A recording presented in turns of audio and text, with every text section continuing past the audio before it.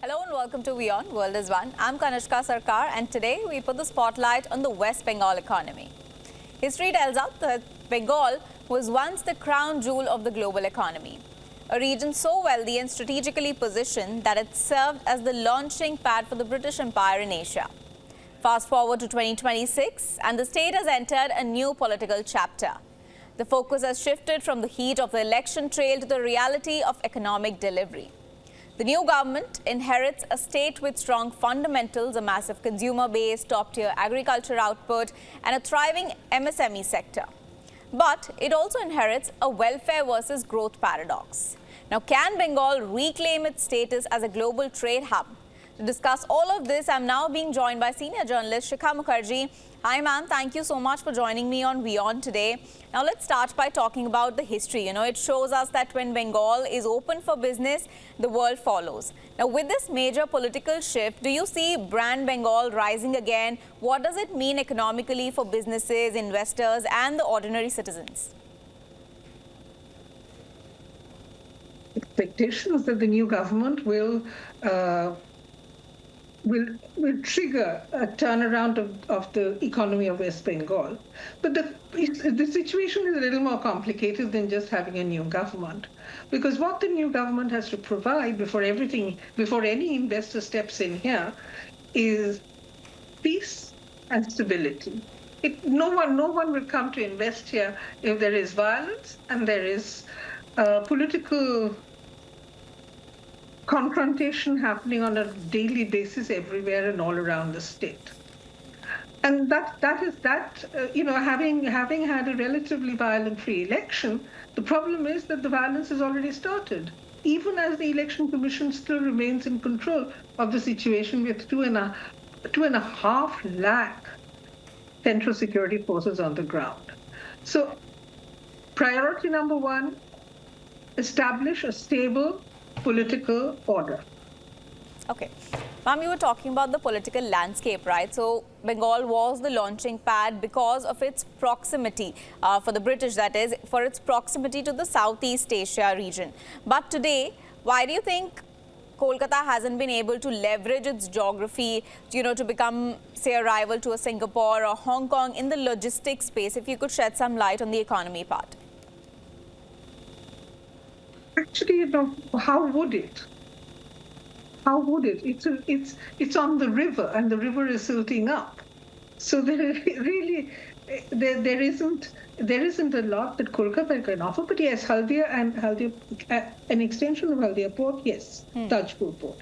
But that needs to get cracking. Again, the problem really is that investors need to feel that this is a place where they can invest and stay in the long term.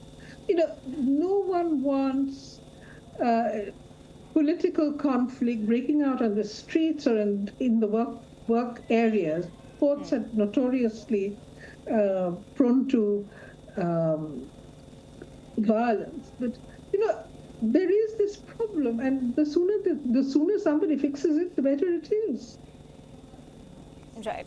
Okay. And, speaking of the macros, the state currently spends a staggering amount of direct cash transfers, right? So in a fiscal environment where debt is high, can the new government honor the welfare promises without actually sacrificing the capex or the capital expenditure that's needed for critical infra, say like bridges, ports and power?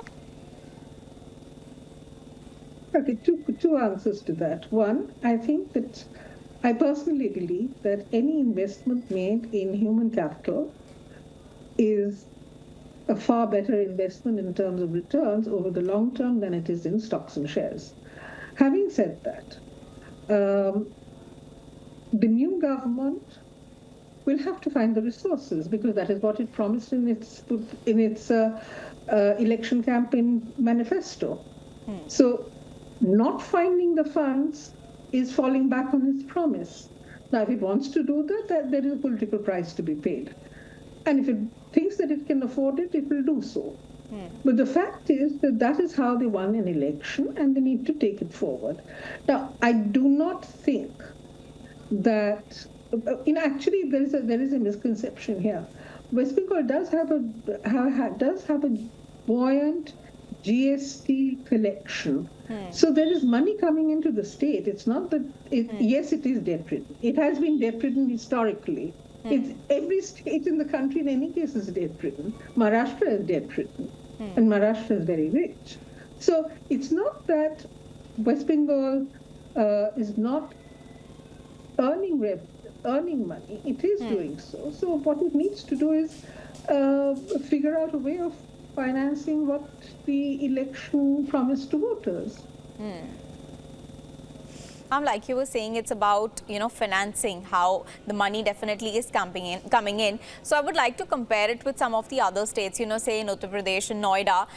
The model in the north is there are EV clusters coming up. In the south, there's also the EV cluster. But can Bengal realistically compete for a multi-billion-dollar semiconductor fab, or probably an EV plant when it is currently perceived as, being behind, say, a Gujarat or Tamil Nadu in that plug-and-play infra?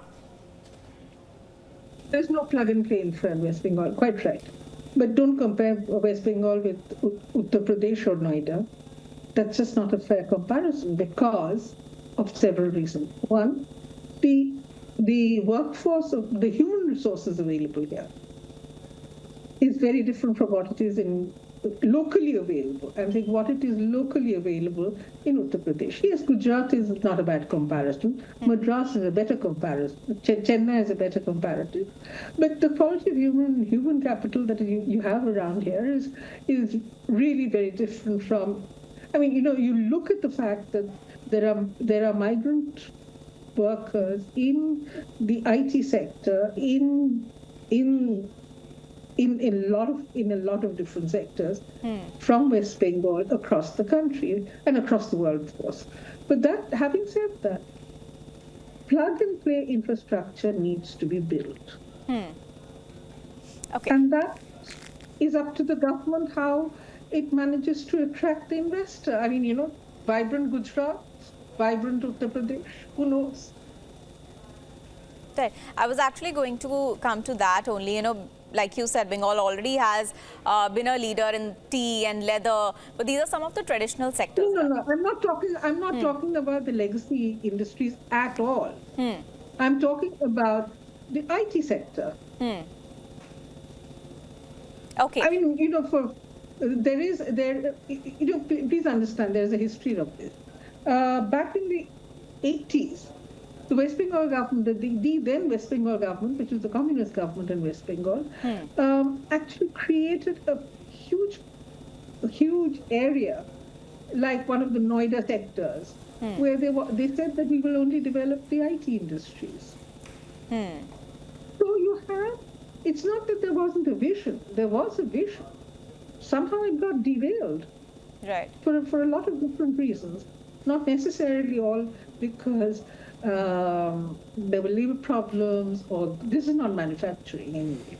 So there were not serious trade union problems or other problems, but for whatever reasons, investors didn't come in to the extent that they were expected to. And then you had when the nano small car plant went belly up in 2007, 2008, 2009, that was a signal to investors that beware, you never know what might hit you. Right. And ma'am, with the new government coming into power, how do you think the next 5 years are going to pan out for the industries? All depends on how the new government invites investors and what they can deliver to the investors before the investors put their money in. That's basics. And I have to say that one of the first things that an investor will expect is a little bit of peace and order. So it's up to the government to deliver it. Right. The ecosystem has to be right before an investor comes here and pours in a lot of money. Right. And ma'am, if you could also tell me a little bit about what is the potential when you see the ports, specifically the Haldia port or the upcoming Tajpur region, what is the potential of these ports? Do you think they could become the next engine of growth for the economy, blue economy in West Bengal? Not on the level that you have in Kerala, obviously not. But yes, they can do a lot of Southeast Asian trade. But that's not the point. You have Bangladesh right next door. You have Chittagong, and Chittagong is a very good harbor. So there is a competition within the region, which West Bengal will first have to overcome in order to get anywhere. And Bangladesh is sitting right there, and they've been doing it for a longer time than we have bothered to do. Right. Okay. And ma'am, in one of your previous answers, you were talking about the IT industry as well. So, the youth move to Bangalore or say for tech or London for finance, beyond just creating jobs, how does the new government create a global city ecosystem that retains talent? What are your thoughts on that? How will that become possible? Only if the jobs are here. You can't retain talent without the jobs. And you can't have jobs without investors. So we can't keep chasing like dogs. We can't keep chasing the tails. The point really is that you really need to fix and how the investor perceives West Bengal. Right. Before. If investors don't come in, we don't create, Bengal doesn't create jobs. But then what are your thoughts? How does that investor come into Bengal? You do what you need to do. How did investors come into Gujarat? How did they come into UP? Right. After all, UP was not the most attractive of investor destinations by any stretch of the imagination 10 years ago. Right. And ma'am, I would also like to, talk a little bit about the geopolitics. Now, with the current instability in the Strait of Hormuz, that's affecting Western trade routes. So does Bengal's position as a gateway to Asian market become its biggest economic insurance policy? How do you think that could play out? It is a potential gateway. It is not a gateway. Let's be very clear. So, till that potential begins to be realized, there is no question of how the West Coast and the East Coast look there. In any case, the East Coast has other very, very good ports in Andhra, in Telangana, in Andhra and Orissa, and in Tamil Nadu. So it's not that the East Coast trade necessarily has to be through Calcutta, but yes. And as I said, Calcutta has problems. Bangladesh is a huge competitor. Right. And ma'am, you were talking about, how money actually does come into Bengal, but it needs to be deployed properly. But with all of... Money doesn't come into Bengal, money goes out of Bengal. Okay. And GST. Okay. That's the word on GST. But with all of that's been happening across the world, the geopolitics and, the rupee being under pressure, how much fiscal space do you think the new government will actually have to experiment, say, with any kind of tax incentives? Well, it all depends. In the sense that this is a double-engine Sarkar, where the BJP is in power at the center and the BJP is in power in the state. Now, before the elections, Mr. Modi had promised that he would do his best to turn the economy around. He, like all of us, knows that definitely in order to do so, money will have to come. And if money has to come for infrastructure, so be it. He'll have to provide it. He's done it in UP. He's done it in Bihar. He's done it in other parts of the country. Why on earth can't it happen in West Bengal? Right. And ma'am, if you had to pick, any top 3 decisions, what should people look for in the first 100 days to know if this government means business?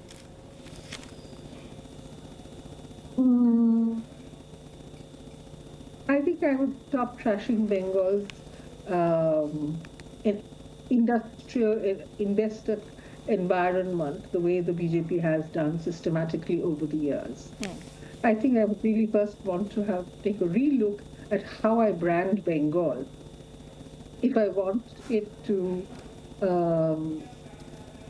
if I want its economy to improve. And I think that the worst and most foolish idea of any government, whether it is the new government or it has been past governments, is to think that, you can go back to the early 1900s when manufacturing took off in West Bengal in a big way. That's not how it's going to work this time. You have to find a new way of addressing the issues of using its whatever geostrategic advantage there is, its location, its hinterland, its people, its immediate resources, and its networks. I mean, trade is a huge network emanating out of Calcutta. So they have to figure it out. You can't do copy-paste solutions on West Bengal anymore. That's how all governments have failed, and this government will also fail. Right. All right. Thank you, ma'am. Thank you so much for joining me on WION today and for sharing all of those insights. We'll keep tracking this story with you and hope to see you again. Thank you for joining me. Thank you. Thank you. All right. So the political verdict is in, but the bigger test starts now. Whether Bengal can pivot from being a welfare state to once again being the economic launching pad of India is the next big question. We'll keep tracking what this transition means for your money and your wallet. I'm Kanishka Sarkar. Thank you for watching.